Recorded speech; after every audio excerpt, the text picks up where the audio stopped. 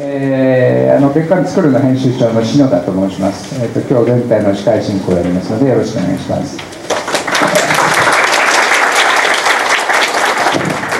で、今日の趣旨はもう説明しなくてもいいと思うんですけども、あれですよね、8月以来、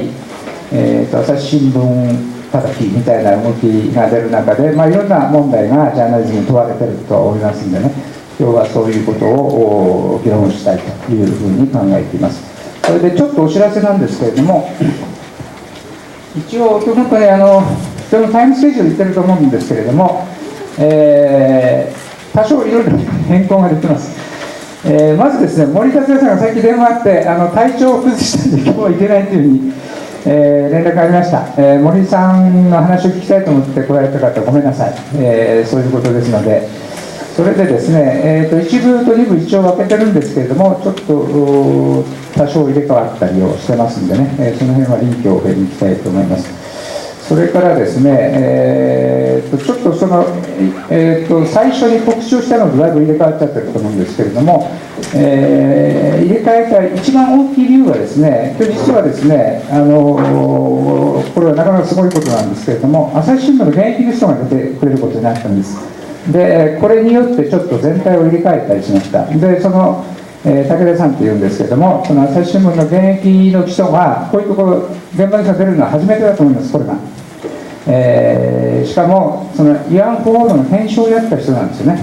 ですからその人が、現場で自分でやった体験を今日お話しいただけるということで、わざわざ大阪から今駆けつけてます。と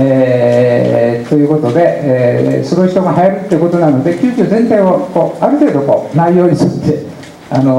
れ替えたために一部と二部の方がいろいろ変わったりしたということでご了承ください。で、なるべくその2部のその話を中心にちょっと2部から3部へかけて討論をしたいなというふうに思ってます。ですから、一応この時間通りやろうと思うんですけれども、1部と2部の間に10分間休憩を入れますんでね、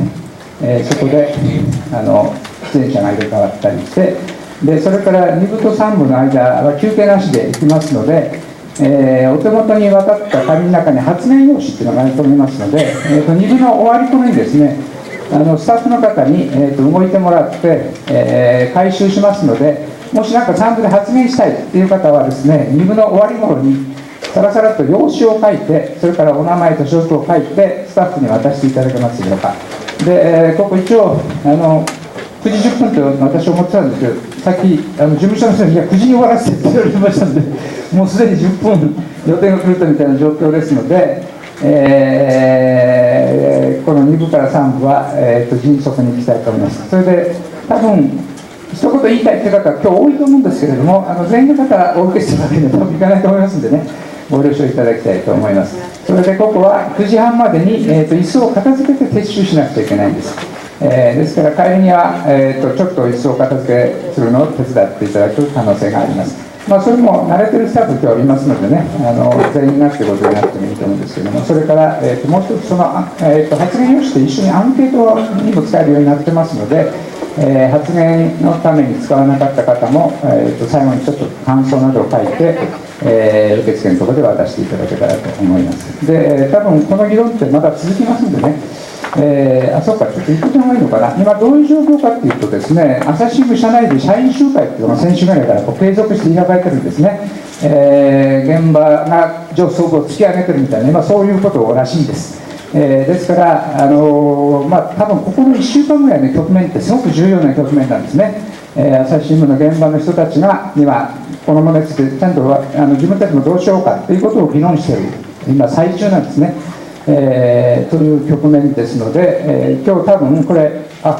ごめんなさい、ネットで中継しますんでね、それを見てる朝日の方も多いと思います。今日実は客席にも大勢来てるんですけれども、もし勇気ある人がいたら発言をしていただいてもと思うんですけれども、朝日新聞の方も今日来てますんでね、その人たちに今日の議論を持ち帰っていただいて、社員集会でまた議論をしていただきたいというふうに思っております。